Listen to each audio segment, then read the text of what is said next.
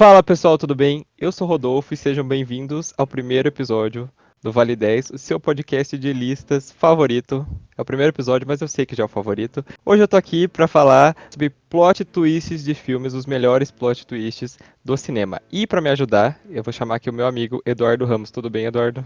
Oi, tudo bom? Tudo bem? O que é um plot twist, né? Um plot twist é aquela virada que geralmente acontece nos últimos minutos dos filmes e que muda completamente a forma como que você viu o restante do filme. Você gosta desse tipo de filme, Eduardo? Eu sou bem fã desse tipo de filme, até fiquei pensando aqui em alguns aqui quando eu vi a pauta. Beleza, então no final, se faltar algum filme na lista que você acha que é relevante, a gente pode conversar um pouco também sobre isso. Beleza.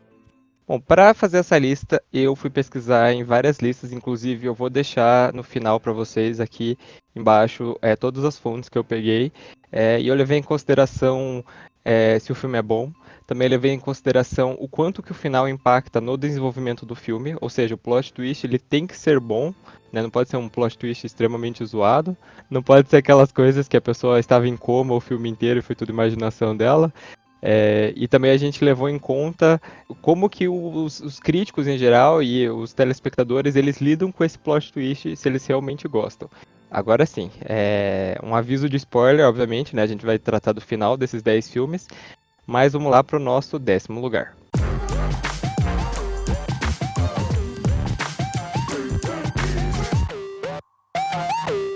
Em 10º lugar, nós vamos falar sobre o filme Soylent Green, de 1973. Aqui no Brasil ele veio com o nome de No Mundo de 220. Então o filme aí, ele é mais uma distopia aí que teve bastante distopia nos anos 70 e ele foi estrelado por dois atores, o Charlton Heston e a Leigh Taylor-Young.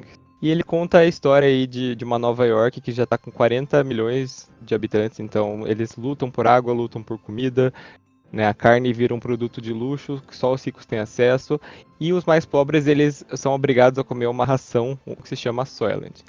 Né? Qualquer paralelo com ideias políticas que a gente vê por aí, né, não é mera coincidência, mas tudo bem. E essa ração ela existe em três cores basicamente. Tem a ração vermelha e a amarela, que elas são feitas de soja. Eis que surge um novo sabor dessa ração aí, que é o verde que eles falam que é feito à base de algas. Até aí tudo bem, né? Opção vegana, né? Eu não como carne, o Eduardo é vegano, tudo bem, beleza. Só que aí o que acontece, né? O protagonista do filme é o detetive Frank, e ele começa investigando ali um assassinato de uma pessoa que é um pouco influente ali na região, e é uma pessoa que ela tá ligada com o mercado ali das rações, as indústrias das rações, né? Porque nesse mundo distópico, grandes indústrias comandam ali a produção de comida. E enquanto ele está investigando ali, ele vai percebendo que tem alguns pontos da história que estão sendo muito encobertos pela tal da empresa, né? Da empresa Soylent. Então ele começa ali a pesquisar, né? Ele vai vendo ali que, por exemplo, não faz muito sentido a ração ser feita de algas, sendo que o mar, né, está completamente poluído. E para você fazer uma fazenda de algas exigiria um espaço enorme, né? Porque para você plantar soja eu acredito que seja mais fácil do que você plantar algas que exigem muito mais água, né, por exemplo. E aí, né, no final do filme, acontece o quê?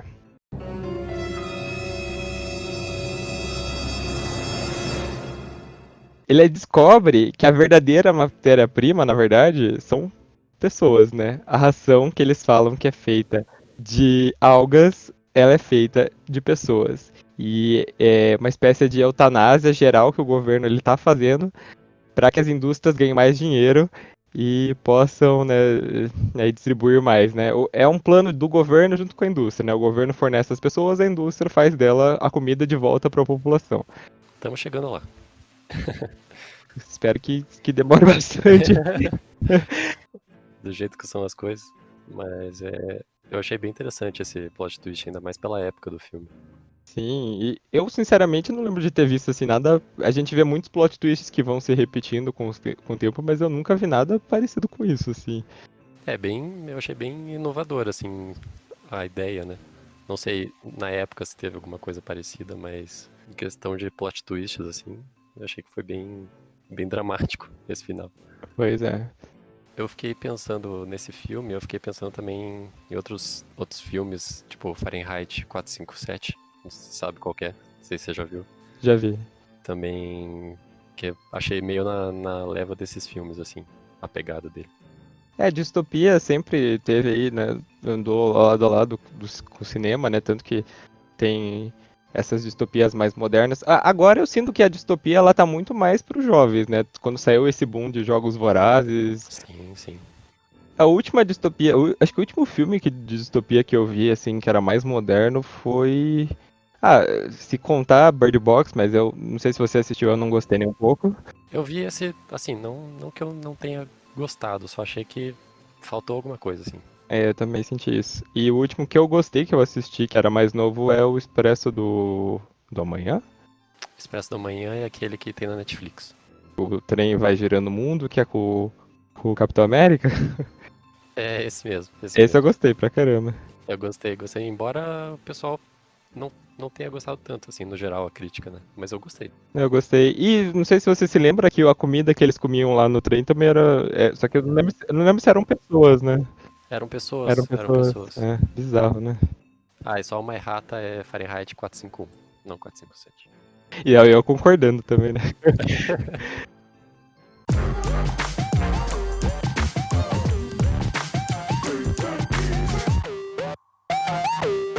Em nono lugar, um filme de terror de 2009, estrelado pela Vera Farmiga, pelo Peter Sarsgaard e pela Isabella Fuhrman, que é a Órfã. Você assistiu Órfã? Assistir. Esse filme conta a história do casal Kate e John. E ele já tem dois filhos, uma filha, inclusive, ela é surda-muda. Se eu não me engano, a Kate acabou de perder uma criança. E aí eles resolvem adotar a Esther, né, que é Easter, mas fosse pronunciar, né, em português seria Esther, que é uma menina de 9 anos lá, que ela é muito simpática, eles conversam com ela gosta muito de pintar, ela parece ser aquela criança extremamente perfeita, assim, né? Só que com o passar do filme, ela começa a agir de uma maneira muito suspeita.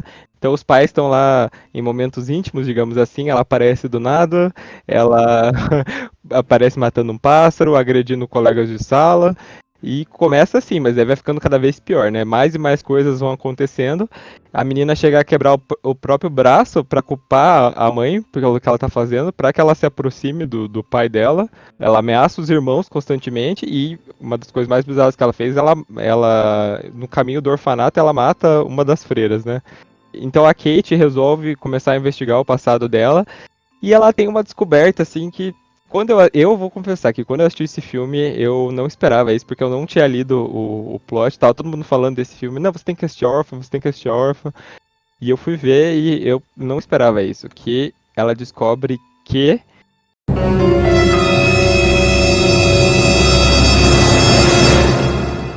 a Esther não é uma criança de 9 anos, ela é uma mulher de 33 anos que tem uma doença hormonal muito, muito, muito rara e que faz com que ela tenha a aparência de uma criança.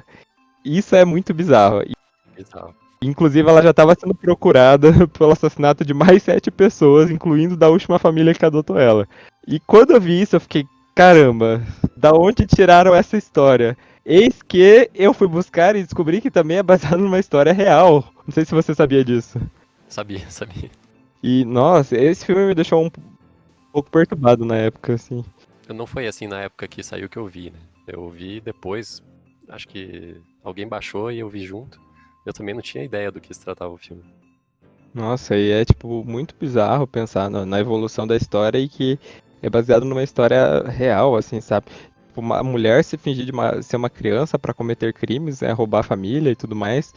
Eu não sei se você viu depois as fotos da mulher da história real. Eu vi. É, tipo, assustador. Assustador mesmo. Nossa, é bizarro.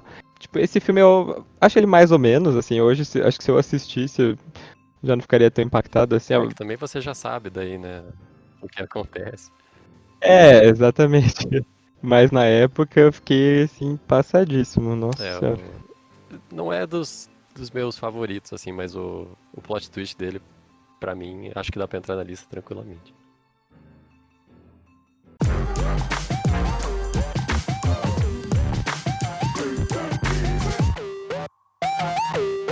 Em oitavo lugar, o filme Os Suspeitos, de 1995. Eu vou confessar que eu não tinha assistido esse filme ainda. Eu fui assistir esse filme pra fazer a lista, porque eu vi muita gente falando que não, tem um plot twist incrível. Falei, vou assistir e realmente eu achei o plot twist muito, muito, muito bom. Eu gosto bastante desse também.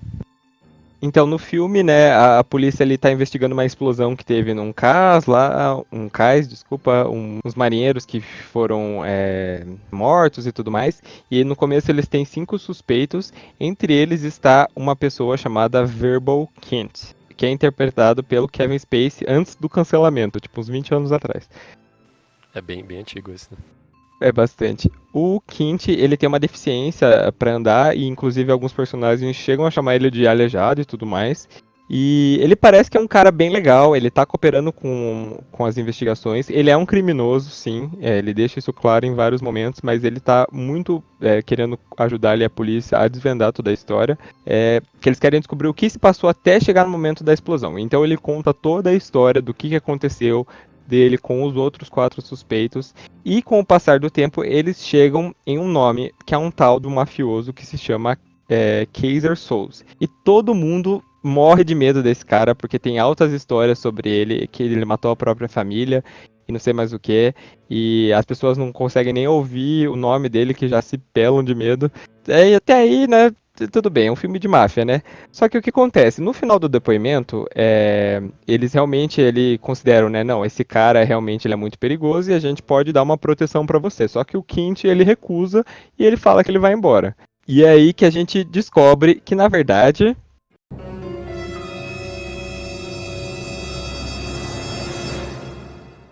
o Verbal Kint, ele é o Kaiser Souls. Ele mentiu todo o depoimento dele, inclusive tudo que ele foi falando, ele usava elementos lá que estavam na sala que ele estava depondo. Então ele viu lá um endereço, ele usava aquele endereço na história. Ele via um nome lá e ele usava o nome na história. Inclusive tem uma das cenas mais famosas desse filme é quando o policial tá tomando café, ele derruba e ele percebe que no fundo embaixo da xícara tinha um nome. E esse nome ele usou inclusive no depoimento dele, né?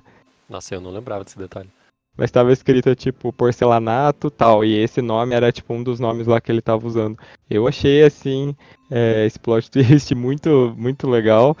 É legal você ir vendo a última cena do filme, enquanto o policial começa tipo, a perceber o que aconteceu, vai atrás dele, e aí ele tá lá tipo andando torto, e de repente ele começa a andar normal, chega um carro, ele entra e tipo ele vai embora. Eu lembro desse filme. Eu vi faz pouco tempo, inclusive eu não sei porque eu não lembrei desse detalhe. Mas assim, esse filme eu tentei ver ele 3 vezes. Nas 2 primeiras eu dormi. Foi difícil, assim. O começo dele é meio lento e eu não sabia que tinha plot twist. Só me falaram pra ver, que era muito bom. Uhum. E daí na terceira vez que eu engatei, e esse plot twist é bem no final dele, né? Quase no final do filme. Então você termina o filme e você tá com aquela surpresa ainda. Pensando em tudo que ele fez no filme que deixava meio claro, assim, que era ele. Poderia ser ele. O negócio dele usar realmente tudo que estava na sala do depoimento para construir a narrativa dele é uma coisa assim muito genial, né? Se percebe que realmente o cara era um criminoso muito inteligente. Porque para você fazer isso, você tá inventando uma história, ao mesmo tempo que você tá, né, ali depondo. E para não ser pego ainda no final, o cara era muito foda. No mau sentido, obviamente, mas era. Com certeza. E o Kevin Spacey também é genial nesse papel, né? Infelizmente. Hoje em dia foi cancelado, mas na época foi muito bom nesse papel. Sim, e ele já estava vindo e foi para vários filmes, né, que o pessoal gosta muito, Beleza Americana e mais outros filmes que ele fez ali nos... Beleza Americana é dos anos 90, né, não tô falando bosta. Eu acho que é dos anos 90, sim. E ele veio ali de vários filmes, foi indicado várias vezes, né, ele realmente é um ator muito foda, pena que fez o que fez, né, mas... É aquela coisa, né? Que você começa a enxergar você começa a enxergar isso na pessoa, daí você não enxerga mais o trabalho dela do mesmo jeito. Pelo menos é isso que acontece comigo. Eu penso da mesma forma, inclusive eu até esses dias perguntei no meu Instagram se como que era a relação das pessoas com esse negócio de tipo, será que é possível você aproveitar uma obra e desvencilhar ela totalmente do artista que fez alguma coisa? Ficou bem dividido, assim, uma galera respondeu que é totalmente possível e outras que não é nada possível. Eu sou bem do não é nada possível, sinceramente. No meu caso também, não consigo, assim. Se eu vejo que a pessoa fez uma coisa errada, assim, tudo que eu já vi, tudo bem, né? Já foi, mas agora em diante eu começo a enxergar aquilo que a pessoa fez antes do trabalho dela. É, que nem assim, que nem o Bebê de Rosemary, é um filme que eu gosto muito, mas a gente sabe, e o Pianista também, mas a gente sabe como que o Roman Polanski é, né? E aí fica esse debate, mas, né, não é esse o mérito da lista, né? Sim, mas o plot twist é muito bom.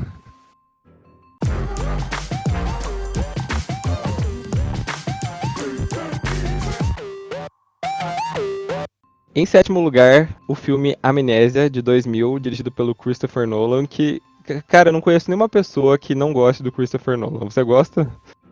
Eu gosto, não tem como não gostar. Tudo bem, tem algum outro filme dele que às vezes, né, tem alguma pessoa que não gosta, né? Mas o trabalho como um todo é difícil não gostar. Nossa, eu acho ele um diretor, assim, muito, muito, muito fantástico, assim, sabe?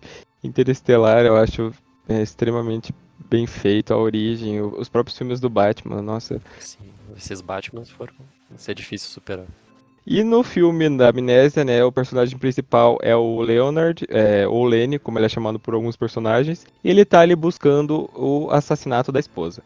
Só que o filme ele tem um problema, entre aspas, né? Ele é todo contado de trás pra frente. Então na primeira cena já é a cena do Lenny matando um cara. E você fica muito com aquela cara de o que que tá acontecendo nessa desgraça, já tem gente morrendo, não tô entendendo nada, e beleza. E aí começa a voltar e explicar o que que tá acontecendo. Inclusive você só vai entender que o filme ele tá de trás pra frente, né, depois de algumas cenas, porque cada vez que o Lenny dorme, ele perde totalmente as memórias recentes dele. Inclusive é por isso que o filme se chama Amnésia. E ele passou a ter essa condição de amnésia na noite do assassinato da esposa dele.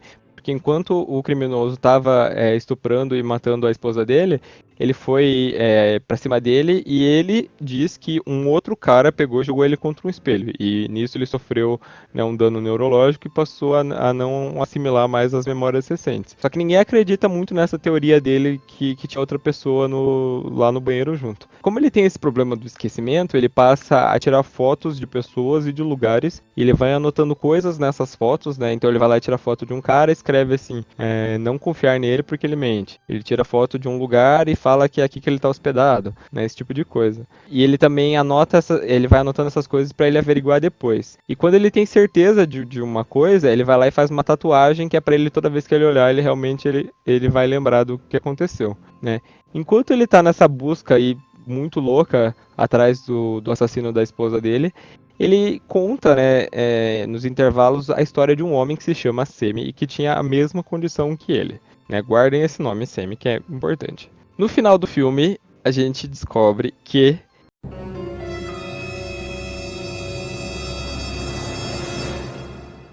o culpado pelo assassinato da esposa foi ele mesmo. Porque anos atrás, quando ele começou a ter essa condição, a esposa resolveu fazer alguns testes com ele para ver se ele lembrava.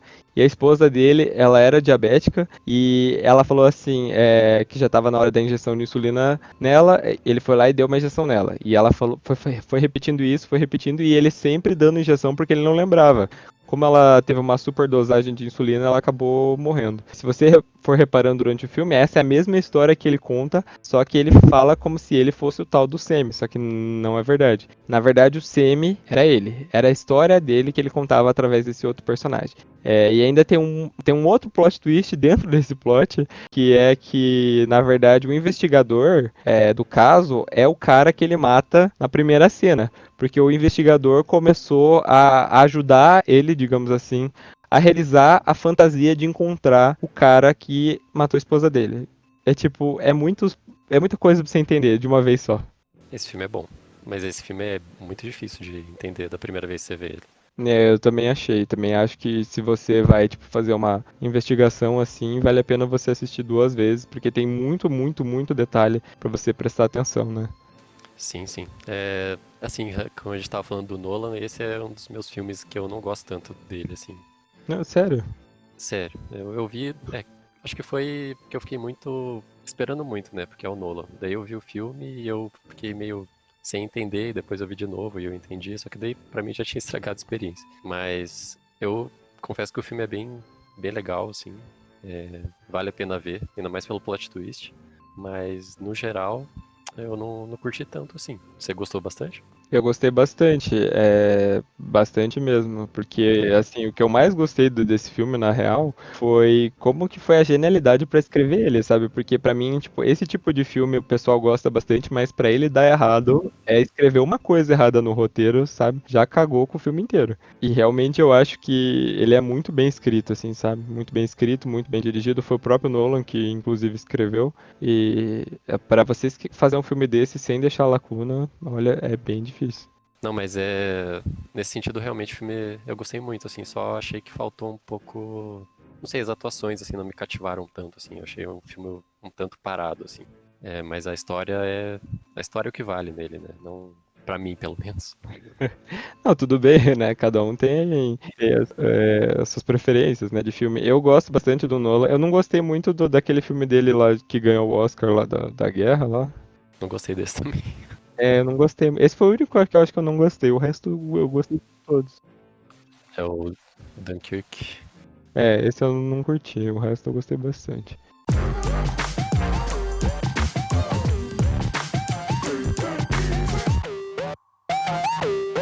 Agora, em sexto lugar, Planeta dos Macacos, o original, não o remake do Tim Burton, porque aquilo lá é horroroso, horrível. Meu Deus, é péssimo. E é já o segundo filme com o ator, o Charlton Heston, na nossa lista, e agora ele interpreta também o personagem principal, que é um astronauta, que cai num planeta distante, digamos assim, e que a espécie dominante desse planeta são macacos. E seres humanos que vivem nesse planeta, eles são capturados e são escravizados por esse povo. E aí o filme vai passando, né? O astronauta ele vai procurando uma forma de fugir dali, voltar para a Terra, só que ele não sabe como, a nave dele está estragada. E enquanto ele faz isso, né, quase no final do filme, ele esbarra em restos de civilização primitiva, como se fosse os restos de civilização que a gente encontra aqui, né?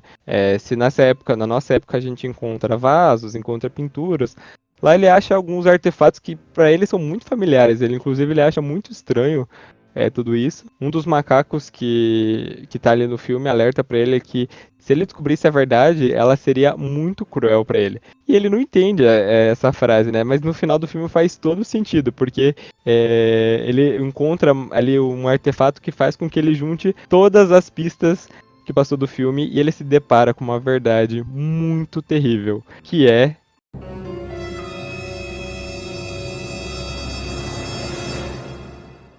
o planeta dos macacos é, na verdade, o planeta Terra, só que muitos anos no futuro teve uma revolução dos macacos, né? Os macacos viraram a espécie dominante depois, né, de todo esse tempo. Foi isso que aconteceu com o planeta. E o artefato que ele acha, que faz com que ele junte todas as peças, é o resto da Estátua da Liberdade. Ele encontra ela lá numa praia. É ótimo esse filme. Ótimo, ótimo. Ó, eu vou ser herege aqui, mas eu gosto do Tim Burton também. Putz, eu não gosto. Eu não gosto. E eu não gosto nem o final. Ele tentou fazer um plot twist muito diferenciado. E, nossa, eu acho que é horrível aquilo lá, sabe? Mas, cara, então, isso que é o bom. Porque aquele final é o final que tem no livro do Planeta dos Macacos. Tipo, ele tá lá no planeta, só que ele consegue voltar pra terra que ele estava, né? Só que, porque como a viagem do tempo, quando você faz ela usando o espaço, né, de forma diferente, quando ele volta pra terra, os macacos já dominaram de novo, né? A civilização na terra que ele estava. E no livro é contado desse jeito, né? Pô, eu achei muito, muito legal, porque eu li o livro também, porque eu gosto muito de Planeta dos Macacos. Mas eu concordo que o antigo é infinitamente melhor que o novo. O novo do Tim Burton, né? Esses outros, você viu esses outros três novos? Eu vi o primeiro, que é não é Ascensão, eu não lembro agora qual que é, não lembro. Mas eu vi só o primeiro, não vi os outros. É, os outros são bons também, mas realmente o antigo é o melhor por causa desse plot twist. Pra mim, dessa lista até agora é o plot twist que eu mais gosto, de longe, assim.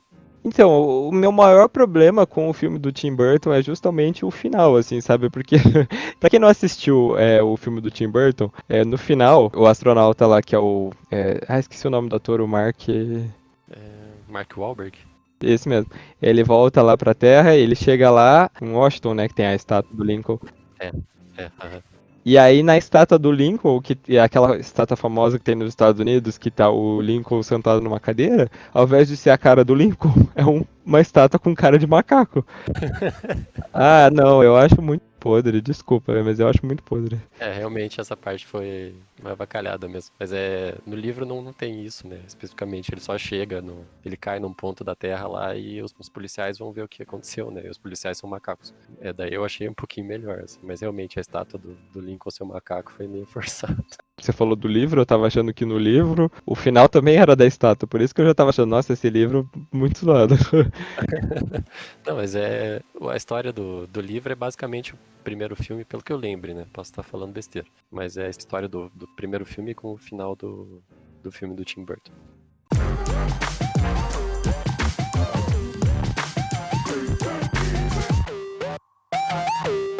Em quinto lugar, um filme aí que é muito amado pelos cinéfilos, vendeu várias camisetas, vários sabonetes e tudo mais que pôde. Clube da Luta, de 99, dirigido pelo David Fincher.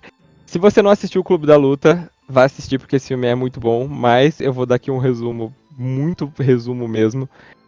Existe o narrador do filme, que é o personagem do Edward Norton, e ele tem uma insônia extremamente profunda. E um dia ele resolve visitar uma reunião para homens que têm câncer e tudo mais, e depois da reunião ele dorme, e daí ele começa a frequentar várias reuniões. E eis que aparece uma mulher, que inclusive é a Helena Bonham Carter, e ela também tá indo de reunião para reunião, eles têm uma briga e tudo mais, decidem dividir os grupos, só que de repente ele para de aparecer nos grupos. Por que ele faz isso? Porque em uma das viagens dele de trabalho, ele conhece o Tyler, que é o Brad Pitt. E o Tyler, ele é totalmente o oposto desse narrador. Ele é um cara super descolado, que usa uma roupa bem chamativa e tudo mais. E ele é vendedor de sabonete, por isso que eu falei de sabonete no começo. E juntos os dois ficam amigos e tudo mais, porque tem uma explosão lá na casa do narrador. E aí eles começam a brigar um dia, assim.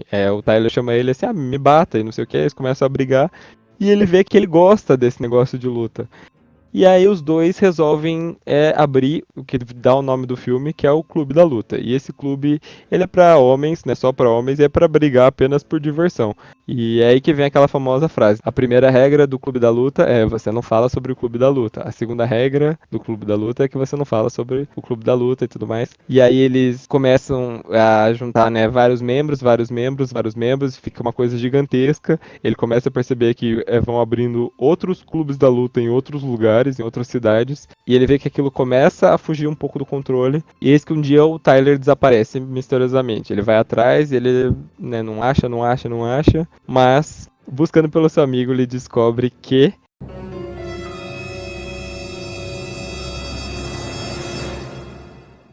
na realidade o Tyler, ele não existe. Ele é apenas uma representação de como o narrador ele gostaria de ser. Então, umas cenas antes do final, ele vai tentando falar com as pessoas. A personagem lá da Helena Bonham Carter chamando ele de Tyler. Todo mundo chamando ele de Tyler, não sei o que. Ele tenta entregar um plano que eles têm lá de destruir umas empresas, uns prédios de empresa de cartão de crédito pra polícia. E os policiais também estão no clube e falam pra ele que ele não pode fazer isso. E não tem nem muito o que falar desse filme, que eu imagino que todo mundo já tenha visto, né? O final ali dá pra ver que tudo foge do controle dele e é tarde demais, né? Inclusive na última cena, né, eles sequestram a personagem lá Eu tô falando personagem da Helena Bonham Carter porque eu não lembro o nome dela, Eu também não lembro. mas na última cena lá eles levam ela até o prédio que ele tá, ele dá a mão pra ela e eles ficam vendo lá a destruição da cidade, né? Sim, essa cena, quando eu lembro desse filme, é essa cena que vem à cabeça. Inclusive, agora que eu ouvi você falando que é o David Fincher, né, que dirige o filme, e ele também tem alguns outros filmes que ele dirigiu que tem plot twists muito bons. Acho que quase todos os filmes dele, se duvidar, tem plot twist, né? Pois é um que eu lembro meio de cabeça dele é o Seven, que inclusive é com o Brad Pitt também. E, se não me engano, tem um outro que eu gosto muito, que é Vidas em Jogo, se não me engano, que tem um plot twist muito, muito bom. Não é muito conhecido, mas é muito bom. E tem Garota Interrompida. Garota Interrompida não, tem Garota Exemplar, eu sempre confundo os dois nomes. Garota Interrompida é qual? Garota Interrompida é aquele com a Angelina Jolie e com a mulher do Stranger Things. Esqueci o nome dela. Ah, tá. Ah, eu esqueci o nome dela também, mas eu lembrei do filme agora. Eu vi também. Garota Exemplar é aquele com o Batman novo. É o Ben Affleck. Nossa, eu tô vendo todos os nomes de todos os atores. É a pressão, Exatamente. fazendo podcast. Mas é isso aí, né, gente? Assista o Clube da Luta, acho que é um filme que vale muito a pena. Inclusive, uma curiosidade que eu tava vendo quando eu tava fazendo a lista foi que quando esse filme saiu, ninguém gostou, ninguém foi assistir, os críticos não gostaram, todo mundo falou super mal do filme. E hoje é tipo considerado um super filme cult clássico indie. Nossa, eu não sabia disso, caramba. Ninguém gostou? Ninguém gostava do filme, os críticos tipo detonaram o filme assim quando saiu. Nossa, que dó, filme tão bom. Agora virou um clássico já. Que não sei, não entenderam, eu acho que a pegada do filme no momento que saiu, sabe? É, não foi entendido, não foi apreciado na época dele. É. Tem um meme muito bom, não sei se você conhece, uma mulher falando que não fez o requisito, é tipo isso. Não fez o requisito, não conheço.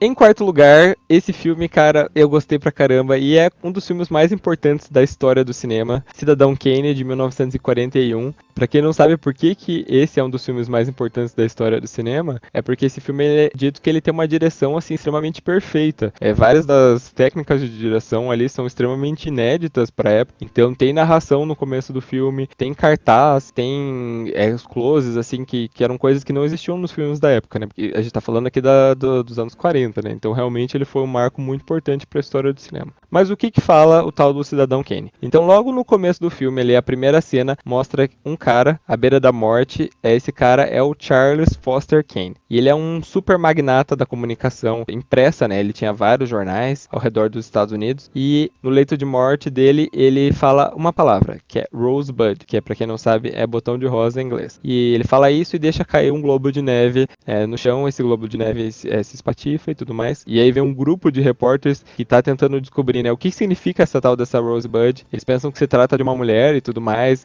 Eles começam a ir atrás das pessoas que conviveram com o Kane em todo esse tempo. E ninguém sabe o que é a Rosebud. Vai um jogando pro outro, né, pra tentar descobrir. E eis que no final do filme,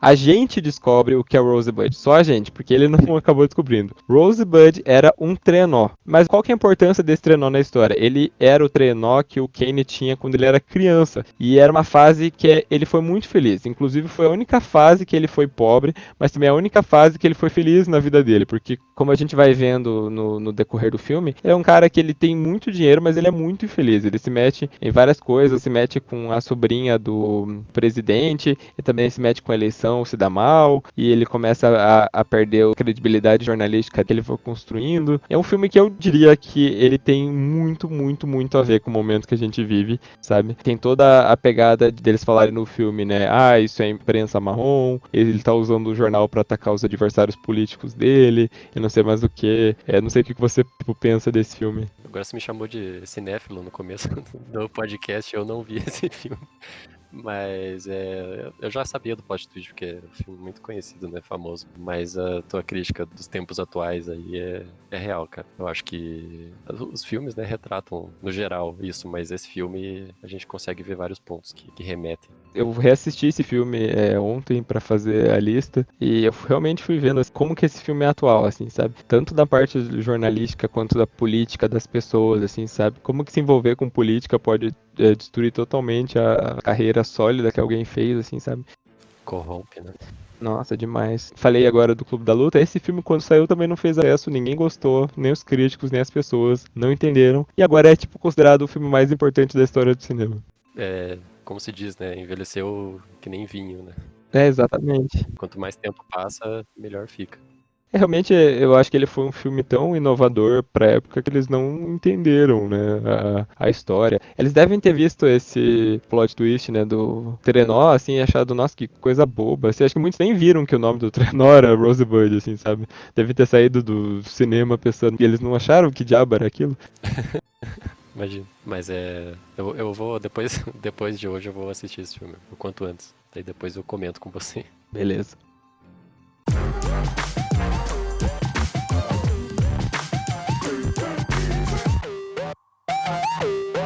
Em terceiro lugar, esse filme eu sou muito suspeito, porque eu amo, amo, amo a franquia não de forma homogênea, mas eu amo, que é Star Wars, e a gente vai falar do episódio 5, Império Contra-Ataca. Se você não conhece Star Wars, eu recomendo que você assista pelo menos os dois primeiros filmes, né, o episódio 4 e o episódio 5. O episódio 6 também acho que vale muito, muito, muito a pena. Pra quem não assistiu Star Wars, o filme, os dois primeiros, né, pelo menos, eles contam a história do Luke Skywalker, que ele mora lá na casinha dele, com os tios dele, se eu não me engano, e aí tem uma grande ameaça no espaço, que é o Darth Vader, e lá no primeiro filme ele tá construindo a Estrela da Morte, e aí existem a Aliança Rebelde, que são as pessoas que lutam contra o Império do Darth Vader, né, que é o que a gente chama de lado negro da força e tudo mais, e aí no primeiro filme, no episódio 4, eles destroem a Estrela da Morte. E o segundo filme já se passa 3 anos depois desse acontecimento. E aí acontecem várias coisas no segundo filme que se eu ficasse falando aqui, nossa senhora, eu ia ficar falando uma hora sobre o segundo filme. Mas no final tem uma luta assim que de todas as lutas que tiveram do filme, eu acho que essa é a melhor de todas, empatada com a luta da Rey com o Kylo Ren no episódio 7, que é a luta do Luke contra o Darth Vader.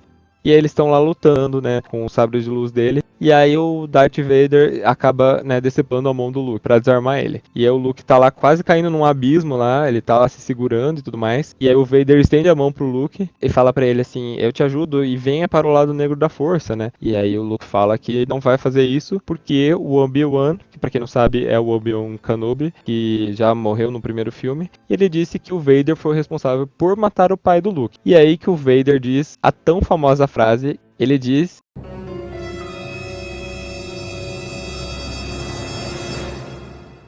que é o pai do Luke, né? Muita gente fala que ele fala, né, Luke, eu sou seu pai, mas na verdade ele não fala isso, ele fala, não, eu sou seu pai. Nossa, cara. Também pra mim é a melhor saga de filmes que existe. Eu sei que tem filmes que são horríveis de Star Wars, mas pra mim é impossível lembrar de cinema e não lembrar de Star Wars. E realmente, cara, eu não lembro exatamente. Eu sei que eu vi esse filme quando era pequeno e eu não lembro se eu fiquei chocado com esse plot twist ou não. Mas eu fico vendo hoje em dia a galera filmando as criancinhas assistindo, assim, e as criancinhas ficam assustadas, assim, meu Deus, ele é o pai do Luke. Então, certeza, é muito chocante isso.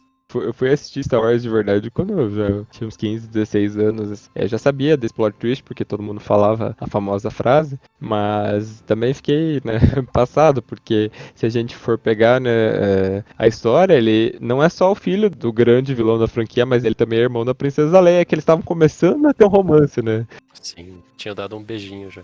E daí ele descobre que é irmão gêmeo dela, né? Bizarro. Bizarro. Mas tudo bem, é Star Wars, a gente perdoa. A gente perdoa, a famosa passada de pano nessa eu dou com gosto. Mas qual que é o seu favorito? Eu gosto muito do episódio 5, eu acho que pra mim ainda é o meu favorito. Eu gosto do 5 e do 3. Do 3, então. Agora, a discussão e vai entrar muito fundo nessa discussão. É assim, o 3 eu acho que ele é o menos pior da segunda parte da franquia, mas eu não gosto tanto assim ainda do filme.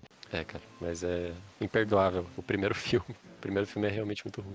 Nossa, o primeiro eu ainda acho que é o pior de todos. Eu não gostei muito do episódio. O episódio 9 foi bem dividido, mas eu gostei. Eu não gostei do 8, esse eu não gostei realmente, mas eu ainda acho que o 1 seja pior. Pra mim é. Eu não gostei de nenhum da trilogia nova, mas. Assim, eu gosto do 1 porque foi o primeiro que eu lembro que eu vi, assim, quando eu era pequeno. Mas eu sei que o filme é ruim. Eu lembro que eu fui ver o primeiro no cinema, foi um dos primeiros filmes que eu fui ver, assim. Eu fui ver legendado, eu com, sei lá, 6 anos indo assistir filme legendado no cinema. Sofrendo pra ler. Nossa, é porque era a única coisa que tava passando, assim, na época.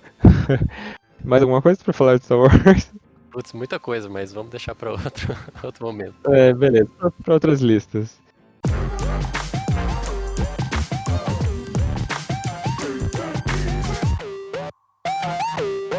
Em segundo lugar, mais um filme clássico do cinema, Psicose, dirigido pelo Alfred Hitchcock lá nos anos 60. E o filme conta a história do desaparecimento da Marion Crane. Ela fugiu de onde ela trabalha e ela, no meio do caminho, acaba se hospedando no Bates Motel, que é comandado pelo Norman Bates. E desde o momento que a gente é apresentado ao personagem do Norman, a gente percebe que ele tem um quê ali estranho, né? Ele tem umas conversas meio bizarras. ele é super obcecado por taxidermia, e a relação dele com a mãe dele, né, que é a Norma Bates, ela parece ser muito intensa, assim, é um ponto que a gente fica meio, tem alguma coisa errada. Só que a gente nunca vê a Norma, né? Ela mora atrás do hotel, numa casa atrás do hotel deles, né? E uma coisa que é muito legal nesse filme é que a protagonista, ela morre, né, antes da metade do filme. A Marion, ela é assassinada naquela cena super famosa do chuveiro, em que vem uma figura feminina com a faca e começa a esfaquear ela. E a gente presume que quem fez isso foi a Norma Bates, a mãe do Norma. Inclusive, ela empurra um outro detetive da escada e tudo mais, e a gente pensa, mulher totalmente pirada e assassina, né? Espero que ela seja presa. Mas, no final do filme, a irmã da Marion, a Lila, que foi até o hotel para descobrir o que aconteceu com ela, ela descobre uma terrível, terrível verdade.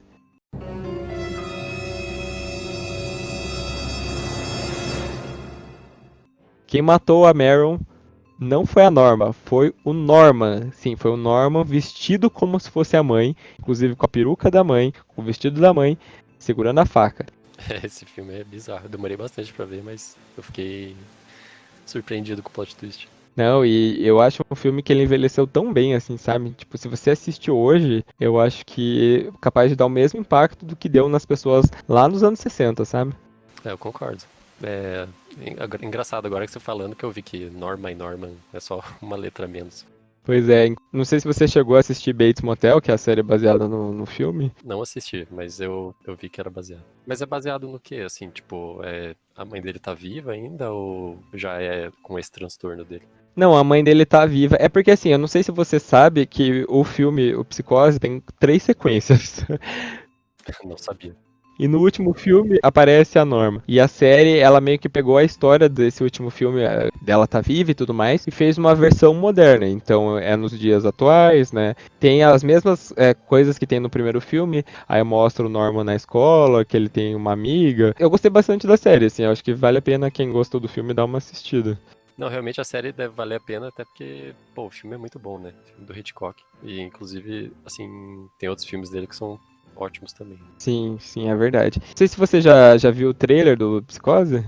Não, o trailer não. Não, ele é um trailer, tipo, enorme, assim, tem muitos minutos e é o Alfred Hitchcock, assim, mostrando toda a casa do filme, o hotel e tudo mais. E a gente teve o Cidadão Kane que veio em 41, mas esse filme ele é considerado, assim, o inventor, digamos, do plot twist, porque foi a primeira vez que ele apareceu num filme que fez sucesso de verdade. É um filme que vale muito a pena. Se você não viu, pare tudo, pare esse podcast e vai assistir. Vá ver, é bom mesmo.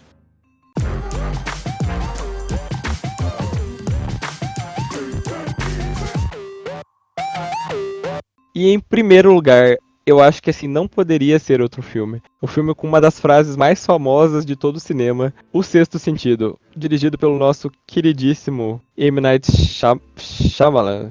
Eu acho que é assim. Não sei como fala isso também.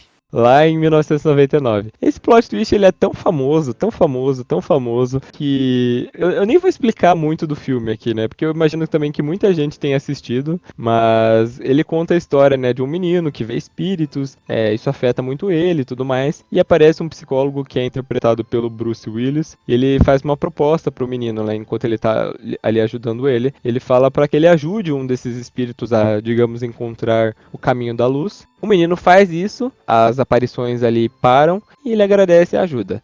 Só que na última cena do filme, a gente percebe toda a verdade escondida.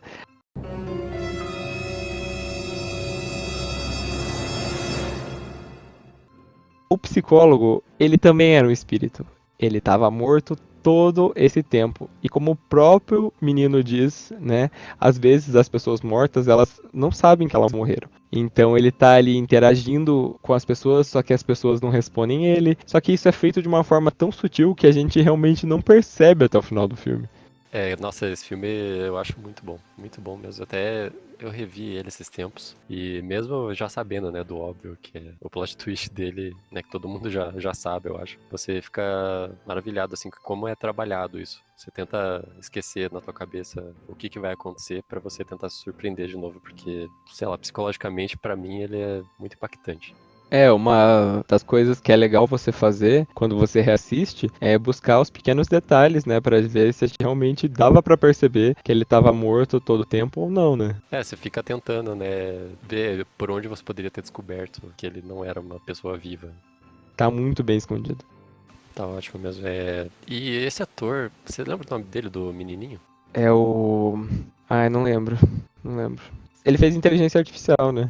Agora eu fiquei pensando se ele tinha feito mais alguma coisa depois desses filmes, assim, que teve uma época que ele estourou, né? E depois eu não lembro de ter visto. Ele ficou muito tempo afastado. Você assistiu aquele filme do Ted Bundy, que é com o Zac Efron? Não vi esse. Não, ele tá nesse filme. Ele tá nesse filme. Mas ele ficou bem afastado, assim, por muito tempo. Que pena, porque ele era bom ator, né, nesses filmes. Nossa, ele era uma criança super prodígio, né? Totalmente. E no Sexto Sentido, além disso, era um filme muito assustador, né? Nossa, assim, eu lembro que minha mãe alugou uma vez quando eu era criança, eu devia ter uns 8, 9 anos. Eu lembro até hoje, a cena que ele solta o balão, sabe que o balão vai lá pra cima da escadaria numa festa que ele tá? É aquele que as pessoas estão enforcadas, né? Essa cena, assim, nunca saiu da minha cabeça. Caramba. Ver quando criança isso, eu lembro que eu não fiquei nem tão chocado com o plot twist, eu fiquei mais chocado de não conseguir dormir depois. É, e esse filme, né, ele chegou a ser indicado ao Oscar em algumas categorias. O nosso querido amigo M. Night Shyamalan virou um diretor, assim, de muito sucesso, da noite pro dia. Só que ele teve um grande problema, que foi o quê? Todo filme que ele começou a fazer tinha que ter um grande plot twist. E foi aí que a carreira dele realmente deu uma super de uma afundada, né? Se apoiou nisso, né? Daí é difícil. É surpreender toda vez. Exatamente. E ele veio com os filmes, né? Depois disso ele fez Corpo Fechado, que é um filme que eu gosto bastante e também acho que o plot funciona. Corpo Fechado é o antecessor daquele filme. Me ajude. Fragmentado? Isso, Fragmentado, é isso? É o Corpo Fechado, gostei muito. Veio o Corpo Fechado, aí veio Sinais, que o pessoal não gosta já tanto, mas ainda assim é assustador. Aí veio A Vila, que o pessoal já gosta menos ainda. Eu gosto de todos esses filmes, cara. Eu acho que meu gosto é meio estragado para os filmes dele. Eu gosto dos Sinais bastante, A Vila eu não gosto tanto. Tem um tal de Dama da Água dele que eu nunca vi. Não conheço também. Mas daí veio a fase super ruim dele, que foi o filme do Avatar, aí foi aquele lá que tem as árvores que matam as pessoas. Não, daí ele caiu mesmo, caiu o nível. Esse eu já acho o ápice do ruim, assim. Não, e ele só voltou com aquele filme da Visita, não sei se você chegou a ver. A Visita, não sei qual que é a história dele. Sobre os dois irmãos que vão visitar os avós dele numa cidade distante e os avós começam a agir de uma maneira bem esquisita. E também tem um plot twist, mas um plot twist decente nesse caso. Eu sei qual que é, mas eu não assisti ele. Esse vale a pena. Foi realmente o retorno dele. E aí veio Fragmentado, que todo mundo gostou. Você lembra que a gente foi ver Fragmentado junto, né? Eu lembro sim. Eu não assisti o Vidro, eu tenho que confessar, não vi. Não vi ainda também. Vou tentar ver agora. Eu vi que ficou bem polarizado, assim, muita gente gostou, mas muita gente detestou. É ele que dirige também? É ele que dirige também. Bom, meu gosto já é meio estragado, porque eu gosto dos filmes dele, então é provável que eu goste. Assim, eu vejo muita gente falando mal da Vila, do final, né? Não sei se você gosta do plot twist da Vila. Não é uma coisa que eu ache super foda, assim, mas eu acho legal. Legal não, eu acho normal. Mas o filme inteiro, como filme de suspense, assim, eu acho ótimo. Eu também gosto do filme como filme de suspense, mas eu acho o final, assim, bem forçado, pra falar a verdade. Meio. Cai naquela coisa do Caixa de Pássaros lá, do Bird Box. Eu acho que vai meio nesse caminho, meio decepcionante. É, exatamente. E fica aí a lição, né? Se você por acaso virar um diretor de muito sucesso, né, não comece a enfiar plot twist em todos os seus filmes. Não dá certo, gente. Exatamente. I see dead people walking around like regular people. They don't see each other. They only see what they want to see. They don't know they're dead. E é isso aí, pessoal. Eu espero que vocês tenham gostado do nosso primeiro episódio. Eu prometo que vai ter mais lista de filme, como também vai ter lista de jogos, vai ter lista de novelas, vai ter lista de livros, vai ter muita coisa no nosso podcast. Toda sexta-feira vai ser um episódio nos streamers de música e segunda-feira eu fiz um canal do YouTube para colocar lá, para quem não tem, né, como pagar e tudo mais, vai poder assistir lá de graça. Como eu falei antes, eu vou deixar todos os links das fontes que eu pesquisei aqui na descrição. E eu sei que tem vários filmes que ficaram de fora da nossa lista. Inclusive, Eduardo, que filme que você tinha pensado? Eu tinha pensado.